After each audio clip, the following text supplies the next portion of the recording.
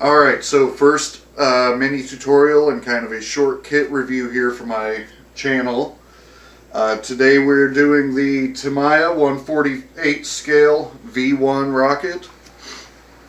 It builds just like your standard Tamiya. It's very simple, very quick, very easy. Everything fits good. I always enjoy their kits. I definitely recommend picking this up. This one I'm going to have maybe a total of 6 hours of work in it, and it'll be ready for the shelf. Open the box up, it comes with just one decal sheet and one plastic sprue for parts.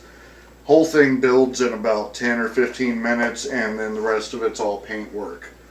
We've got this sitting here. It's needs some touch up, but we're getting pretty close to finished up here. What we're working on right now is doing the sponge chipping technique on the little munitions cart here. I admittedly have no experience with the hairspray technique. I've heard a lot of guys talk about it and seen a lot use it with great success. I haven't personally tried it because I don't understand it. I've done brush chipping. It's worked out very well, but truthfully I like the sponge chipping technique a little bit better. That's just my style. It's whatever you end up preferring and what works best for you. The tools I'll be using is cheap little makeup sponges. They come in a big brick. You can get them at the pharmacy. Probably $1 or $2 I think is all we spend on them. I use these all the time. I've got some Vallejo Model Color 70.822. That's German Sea Black Brown. Also going to go over with a little bit of Panzer Aces from Vallejo. That's 302 Dark Rust. I did as much looking around as I could on these munitions carts, and truthfully I couldn't find a whole lot. I'm going to assume that these wheels here are steel casters. They look like they would be it to me, and that's how I'm going to treat them when I paint this. So let's get right into working on this right now. Usually what I'm doing with this is I'm taking the paint, I'll just lay out a nice strip of it right there. That's my palette to work with for now. So what you want to focus on with this is mostly contact areas, sharp edges, or things that would be impacted. You know, there's going to be more chipping where your rocket sits, where the casters are contacting the floor, then there's going to be, say, out here in the middle of nowhere in the middle of the unit. So, heavier chipping, dip the end of your sponge in the paint. I kind of blot it off there until I get about what I'm looking for. That's going to work there. And I'm going to start out here on these ends. We're just going to go through, touch it in wherever you'd like it, a little heavier on the ends of it, and bring it in through and lighten it up. And we're going to try our best here, even though I'm obviously lacking the Bob Ross hair. Hopefully I've got some of his talents. So once again, a little bit heavier on the ends. Go through real quick. You're not looking for full coverage. And truthfully, real life, you look at where things are chipped or damaged. It's never perfect. It's never symmetrical. If that's what you're shooting for, you're going to miss this by a large margin. You want to just kind of keep it random, go through it without too much pattern or dedication to focusing on one area. Now we are going to go much heavier through here where the rocket actually rests on the cart. Back over to the palette and we'll dip it a little more and blot it out. I got that and some other wet paint, so we're going to bring out a new sponge.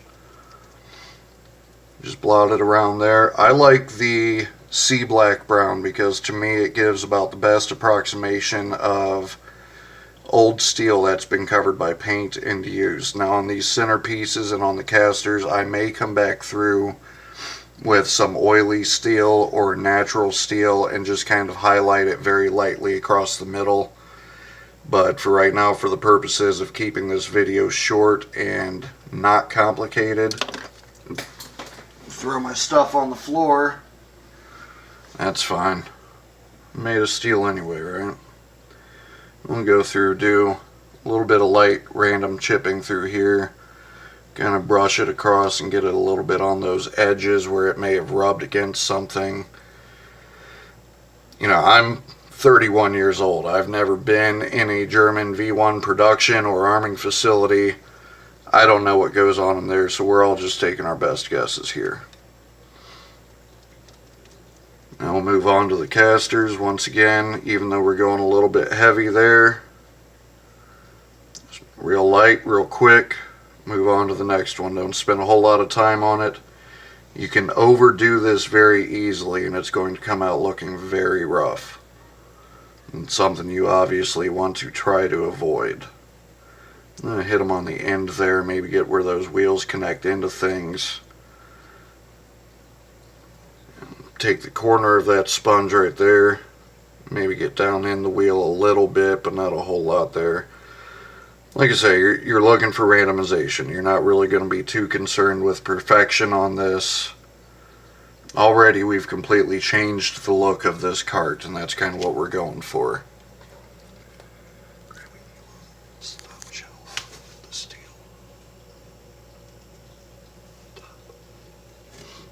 Yes. Alright. Sorry about that. I didn't have everything I'd needed set up. There's that dark rust. You're going to see it just brings out a little bit more red from the sea black brown. It's actually camouflage black brown. And that dark rust I'm going to use right along the edges there of the higher contact areas. Maybe a little more down in the valley.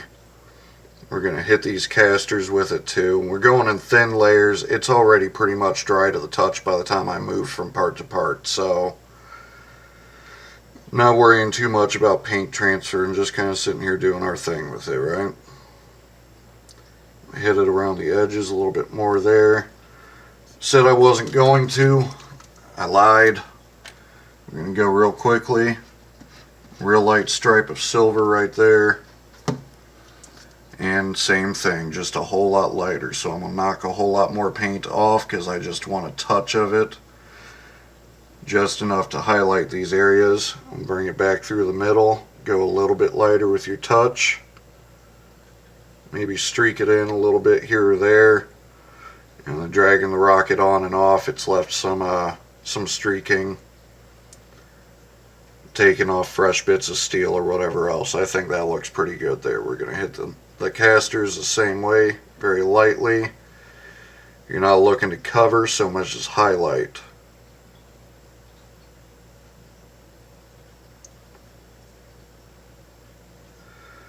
Now while I'm working here, I will say that in the future I'm looking to do more videos. If people like this, if this gets a good reaction, I would be more than happy. If you have a technique you're stuck on or something new you want to see demonstrated, go ahead and leave that in the comments and we will take a look at getting to that. I'm looking at doing future videos of dry pigments, pigment shading to leave highlights and lowlights. Get down in here nice and close. We've got to do these handles maybe in a black, I don't know, they might be rubber coated. As you can see, that silver got worked in there. I'm having focus issues. There we go. Silver got worked in just a little bit, just enough to highlight the harder edges, and we left the darker colors through the middle. And we did basically the same thing on the steel casters as well. So, I'll finish doing some touch up on the rocket, get the decals on, and then the final flat varnish, and we will be finished up there. Thank you very much. Don't forget to like and subscribe.